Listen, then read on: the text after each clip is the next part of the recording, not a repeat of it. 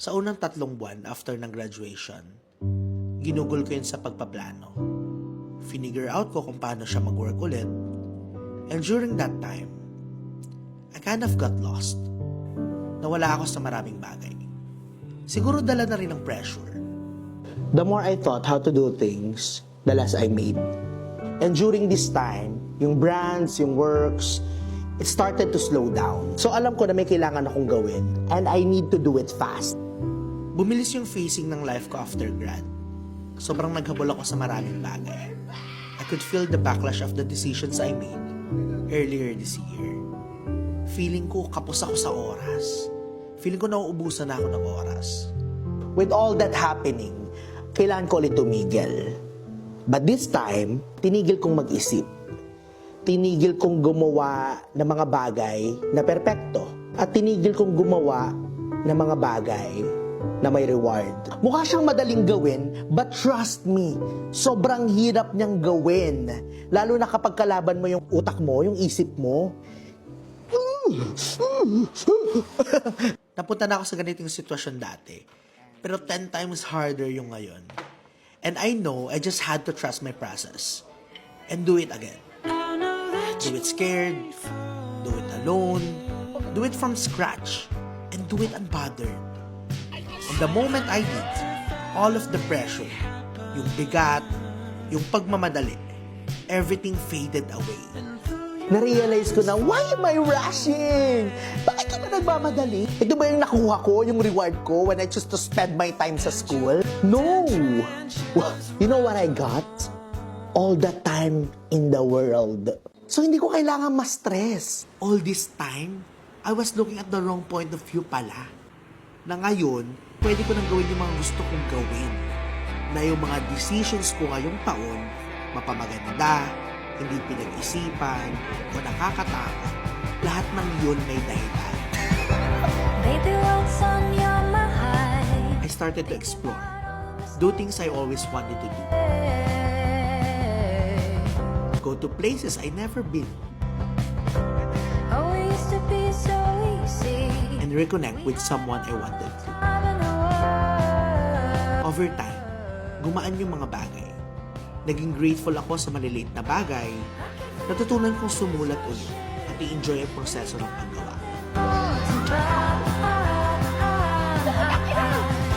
So we try to feel with something.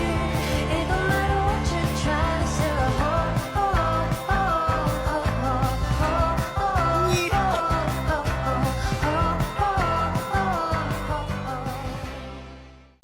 Tagal pa ba? Iihi na ako eh. Kuya, ba't mo naman upuan ko? Ihi lang ako. Sige po. Bilis lang ako. Excuse me Ay, eh. naku ma'am, may pumila na sa Ha? pila nyo. Pang 100 ka na. Di ba sabi ko bantayan mo? Kanina pa ako madaling araw dito eh. Paalis-alis ka eh. Tika!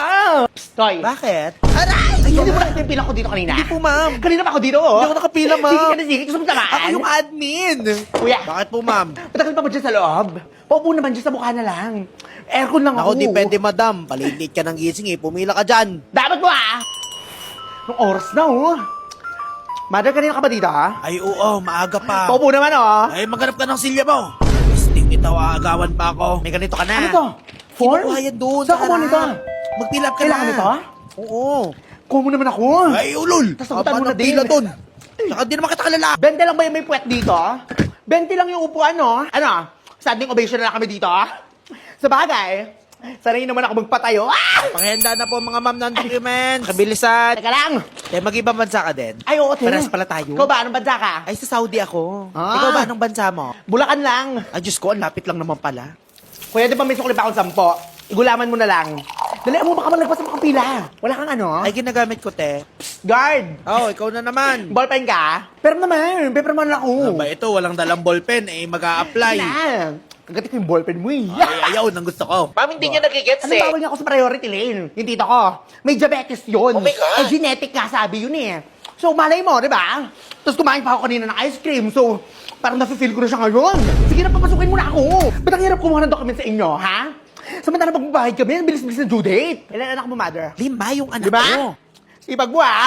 Ako isa lang. Mag-graduate lang. With high honors! Ay, kagaling. Ate, Yes, pwede miss. bang makichat? Chat ko lang yung nanay ko. May naiwan kasi ako mga documents eh. Miss, nagma-my day ka ba? Inubos mo yung data ko, oh. Matagal ka pa ba, miss? Wait lang! High score ka na sa Black Blast, oh! Sa camera lang ang tingin, ma'am. 3, 2, 1. Okay, pacheck po ako. Tingnan ate. Pwede isa ba, ha? Sige, ma'am. Sige, post po kayo. 3, 2, 1. Again, 2x2 pictures. Ano yung tumay-tuwa? Ay, picture and mother. May dala ka? Meron ako noon! Buti lang, dinala ko to. Kala ko may nakalimutan ako eh. Wala na pong iba? Paulit-ulit tayo na, ha? Yan nga lang yung ID ko. Kaya nga pupunta dito kasi kukuha akong ID. Alas 5 ng madaling araw. Kanina pa ako umakit dito. Tapos sabihin mo sa akin, pati ID ko? Ma'am, uminahon po kayo. Sino ka? Sino ka? Ikaw? Ay, ba't ako gisali? Hindi na po ito kayong Grabe, lahat. nakakaaway ba ba? Asan ba yung guard? Nagwawala na talaga siya. Ate, ano bang problema? Nakakainis eh. Bawal na yung ID ko. Ano ba na mo, ate? Ito ha? Ay, Bawal ba ito ha? pwede. Kanang damputin ng guard. Hi mga pre, samahan niyo ako ngayon kasi atin tayo ng inauguration ng mga officials ng Batangas City. Kasama ko nga pala ngayon si Window Alvarez, si Bintana, ang napakagulo. Medyo late na kami pero doon na lang din kami nag-ayos sa venue. Oops, commercial! Then after nga na misa, isa-isa na nanumpa yung mga newly elected officials.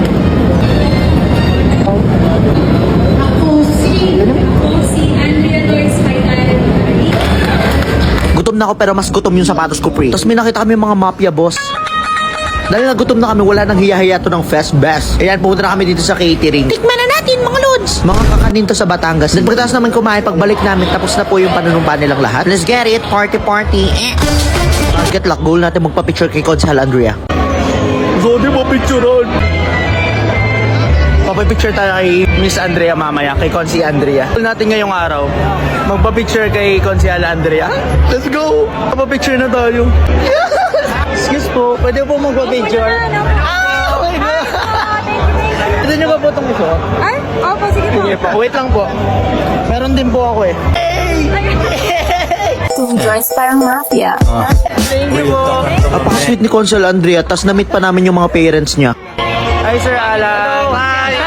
Oh, shit! May pinagmanaan ko si Consi Andrea. Barkada na namin yung photographer. Daig! Pati niya po. Ay! Sikat na ako sa TikTok. Pag ganito yung gamit mo pagpa-vlog, no? Panis! Hi guys! Welcome back to my vlog. Develop natin ang ating kakapalan na mukha. Magpapapicture tayo kay Mayor. Mayor! Nandito na tayo sa taas. Kami na ang sunod. Morning po. Mayor, pwede ka pong isama ko kayo sa TikTok. Kung kayo magsuot ng shades na violet. Shades? Apo. Parang mga ano. Hindi po. Matibay po yan. Okay. Yes! Joyce parang mafia. Congrats po, Mayor! Real talk lang. Diba, panis? Yung nagpa-picture na ba kay Mayor sa loob ng ilang dekada na naka-shades? Ako lang po yun! Magpapapicture tayo kay Mayor, parang medyo busy. Mayor! Busy ako. Busy ako. Mayor! Ba't mukha po kayong bodyguard, Mayor?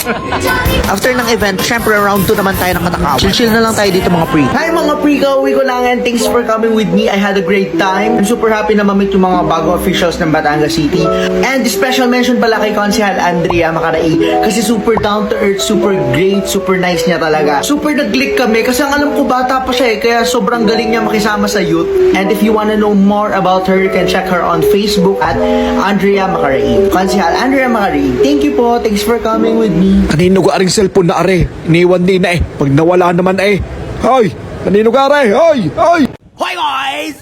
It's me, Pokrat. Yes! Tama ka na nabasa. This is not clickbait. This is probably my last post na. Oh! Yes, guys. Stop the false alarm. This is my last post. Kasi naman, kaka-content natin ng AFAM.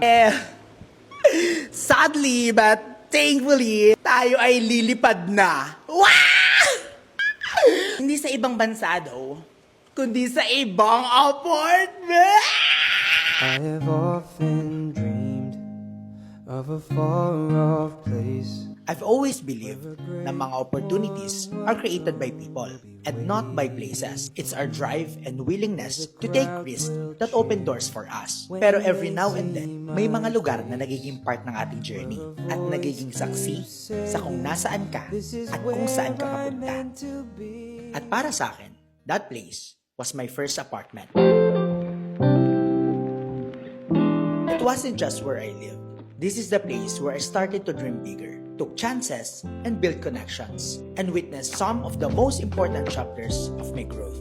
Looking back sa apat na sulok ng apartment na to, it held more than memories. Dito nagsimula ang napakaraming opportunities na tumulong to shape the person kung ano ako ngayon. So how do you say goodbye to a place that feels like a person? Paano ba? You simply say, thank you. Ay, tita, I'm moving out. Thank you sa mga naging kapitbahay ko. Thank you so much, tita. Yes po, nakapag ano na po. Giintay. Kuya.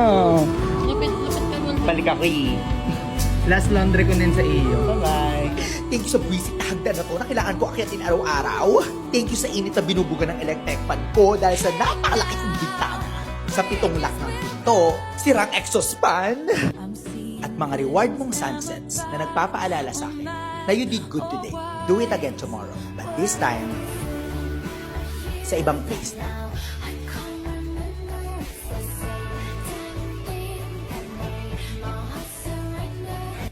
Malayo na, pero malapit na sa farm! Yes! Anyways, thank you so much, guys. Keep safe, stay weirdo, and remember, it's not you, it's the Lord. Yes!